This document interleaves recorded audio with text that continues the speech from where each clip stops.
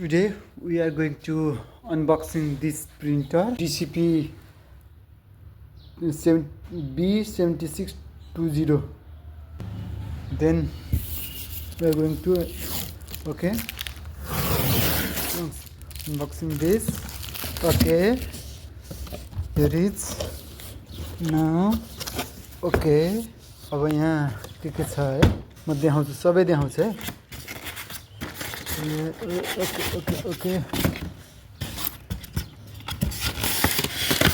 ओहो सरी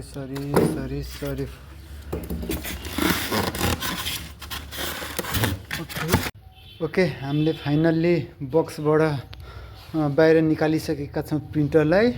यो printer DCP B7620DW ब्रदरको हो। अब हामी यसलाई पनि फेरि प्लास्टिक रिमुभ गर्छौँ। यहाँ अब यो छ है, हेरेर म तपाईँलाई सबै देखाउँछु।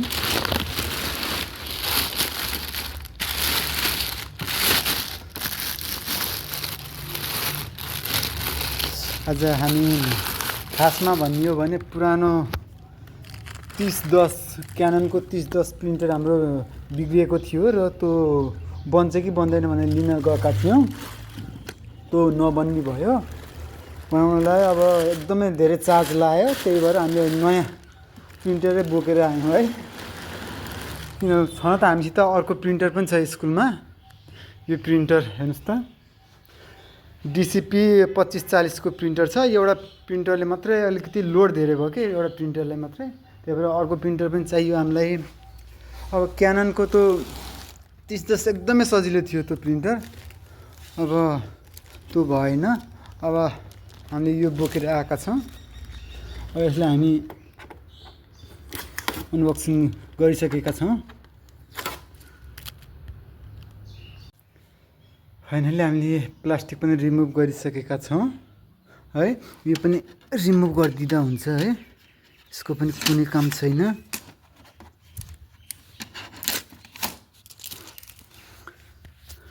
यो पनि रिमुभ गरिदिउँ है।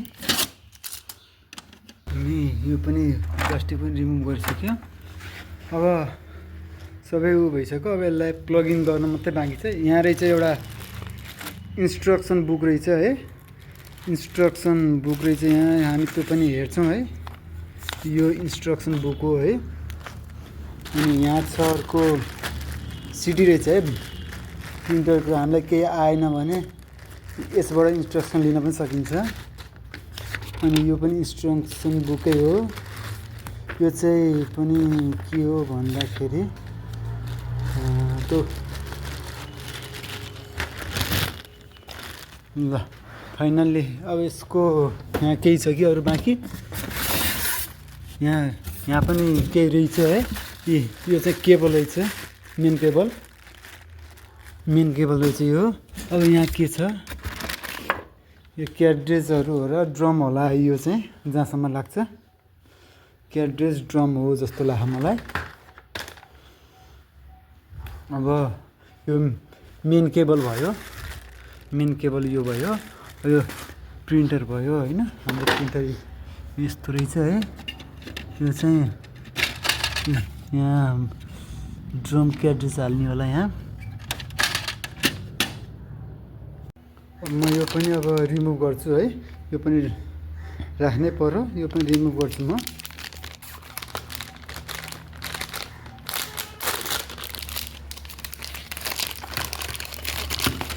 ल यहाँ पनि इन्स्ट्रक्सन बुक रहेछ क्या, यहाँ पनि हेर्न सक्नुहुन्छ। यहाँ यो छ होइन, गोलो हुँदो रहेछ, यसको चाहिँ गोलो हुँदो रहेछ है। यो हो। अब यो चाहिँ के हो, हामीले रिमुभ गर्छौँ। हामीले यो फाइनल्ली प्लास्टिकमा रिमुभ गरिसकेका छौँ। यो टोनर क्याड्रेज हो, यो चाहिँ ड्रम हो है। अब यसलाई यो टोनर क्याड्रेजलाई यसलाई यहाँ राखिन्छ हामीले। यहाँ राखेर अनि प्रिन्टरमा गरिन्छ। अब यो पनि म अब यो हामीलाई केही काम छैन, यो पनि म रिमुभ गर्छु। हुनु होला, यो रिमुभ गर्छु। यो रिमुभ गर्छौँ। ओके ओके ल फाइनली त्यो पनि रिमुभ गऱ्यौँ हामीले।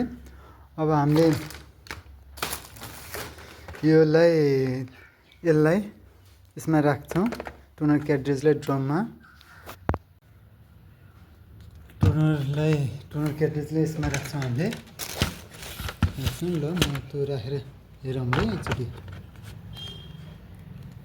ओके अब हामी यो ड्रम युनिटमा यो टोनर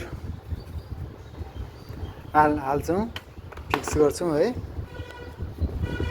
पहिला सुरु यो टोनर 76 डिसिपी 76 को टोनरलाई यसरी राख्नुहोस्। पहिला हो यसलाई यसरी गर्नुहोस्।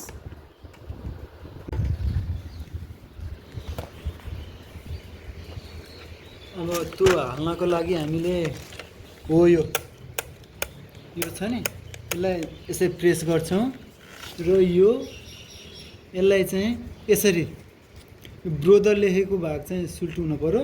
यसरी यहाँ यसमा हाल्छौँ, यसरी हाल्छौँ र यसलाई तलतिर झार्छौँ र यो छोडिन्छौँ। फिक्स भयो हाम्रो डिसिपी 76-20 को ड्रम युनिटमा। म फेरि एकचोटि देखाउँछु है। अब झिक्दाखेरि हामीले के गर्नु पर्यो, फेरि यसैले प्रेस गर्नु पर्यो, यो माथि आउँछ अनि यसरी झिक्नु हो। यो देख्नु हामीले यसलाई प्रेस गर्छौँ। प्रेस गरिसकेपछि हो यो भागमा, यो र यो भागमा यसको हो यो पर्ने गरेर, हो यो पर्ने गरेर, यो र यो भाग पर्ने गरेर राख्छौँ। यसरी राख्छौँ। यसरी राखिसकेपछि अब यसलाई तलतिर यसरी गरिदिन्छ र यो छोडिदिन्छ। भयो हाम्रो ड्रम युनिटमा टोनर हाल्ने काम भयो। अब हामी के गर्छौँ त, अब हामी जान्छौँ प्रिन्टरमा।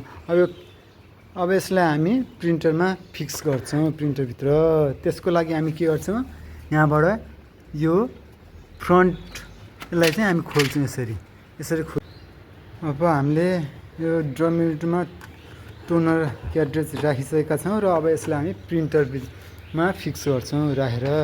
यसरी यो ब्रोदर लेखेको भाग आफूतिर पार्ने र यसलाई यहाँ समात्ने, यसरी समात्ने र यहाँ लिएर आउने, यसलाई यस्तो फिक्स गर्ने। ल अब यसलाई क्लोज गरिदिनुहोस्। भयो।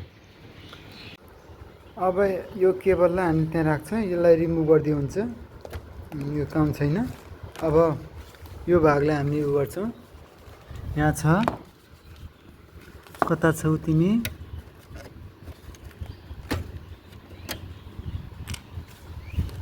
हो यहाँ। ल यसरी यहाँ इनपुट गर्छौँ, राख्छौँ, यो गऱ्यौँ।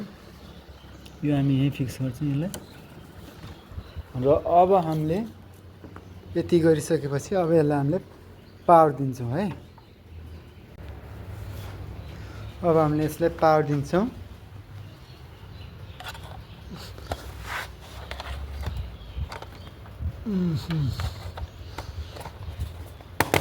ल फाइनल्ली हामीले पावर दिइसकेका छौँ। अब यहाँ हेरौँ है त, पावर आइसकेको छ। हामीले अब यसलाई पावर अन गर्छौँ। पावर अन पनि भइसकेको छ। यहाँबाट हामीले पावर अन गऱ्यौँ, यहाँबाट पावर अन गऱ्यौँ। यति गरिसकेपछि अब हामी टेस्ट प्रिन्ट गर्ने त। ल टेस्ट प्रिन्ट पनि गरौँ है त हामीले। म पेपर हाल्छु, हामी यसबाट पेपर झिक्छौँ अलिकति। ल अब यसको यहाँबाट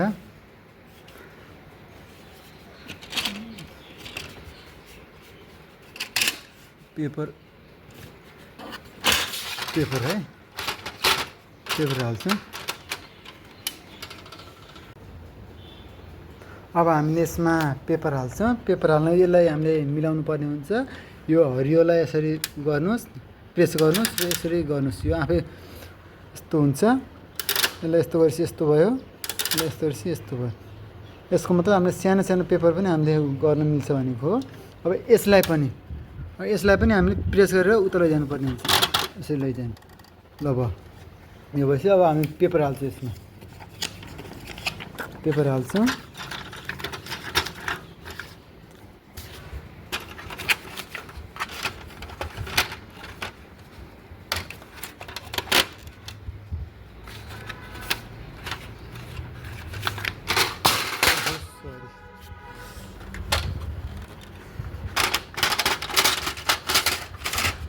ल पेपर हाल्यो, हाम्रो सबै रेडी भइसक्यो।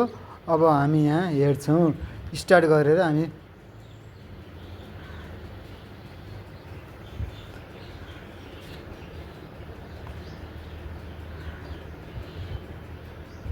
एउटा फोटोकपी गर्नु पर्यो है त। के गर्ने हो फोटोकपी म देखाउँछु।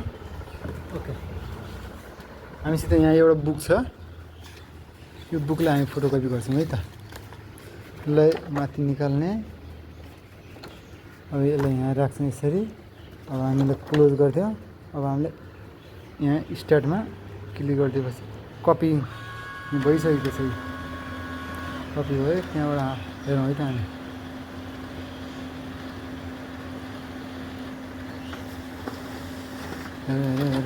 हेरौँ। ओके, फाइनली हाम्रो missing is working. Oh my God, कति राम्रो आउँदो रहेछ त। वाट अ क्लियर एन्ड क्वालिटीको रहेछ पिक्चर पनि, होइन त। गुड। ओके, फोटोकपी राम्रो छ, भयो फाइनल्ली। यो राम्रो छ होइन, यसमा कुनै उ छैन।